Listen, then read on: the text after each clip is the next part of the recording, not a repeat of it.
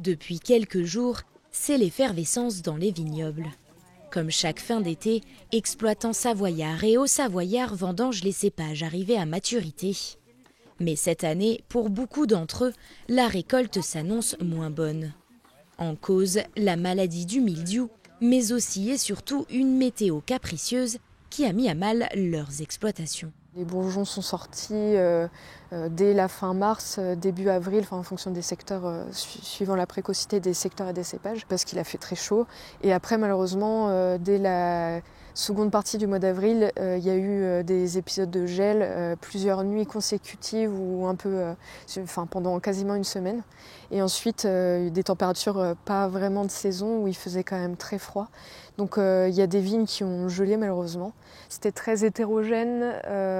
Globalement, ce qui a gelé, c'était plutôt ce qui était en bas de coteaux, ce qui était à plat ou dans des cuvettes. Il y a eu des endroits où la récolte sera vraiment très peu importante. Si ces aléas climatiques n'ont pas touché les 350 producteurs avec la même intensité, tous ont malgré tout été impactés.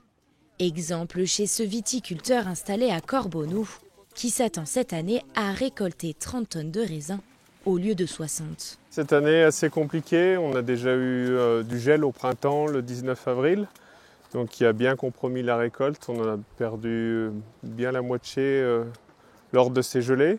Et après un printemps très compliqué avec beaucoup de pluie qui ne nous a pas facilité le travail dans les vignes.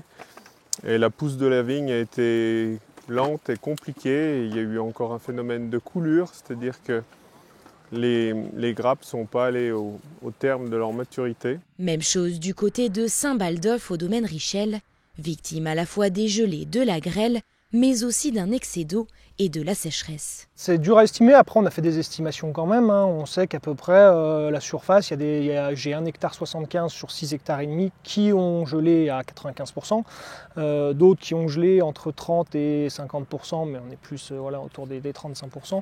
Donc en perte générale, on pourrait considérer une perte de 40 à 50%. Au lieu de tourner à 55 000 bouteilles, on va tourner autour des 27 000 bouteilles. Malgré ce constat, le vigneron souhaite rester optimiste quant à son millésime 2024. Je pense qu'il s'annonce quand même très bien. On ne va pas jeter toute l'eau du bain, il faut quand même être réaliste.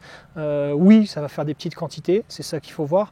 Mais après, derrière, il y aura un énorme travail à la cave sur la vinification pour réussir à sortir le meilleur. Sachant que ce qui reste aussi, qui n'a pas été gelé, est de assez bonne qualité, très bonne qualité, on pourrait même dire, malgré les maladies qu'il y a eu suite à l'humidité en surplus. De son côté, le syndicat des vins de Savoie se veut lui aussi rassurant. Cette année particulière n'est pas catastrophique pour autant, avec une production globale proche de la moyenne, de l'ordre de 108 000 hectolitres au lieu de 115 les années précédentes.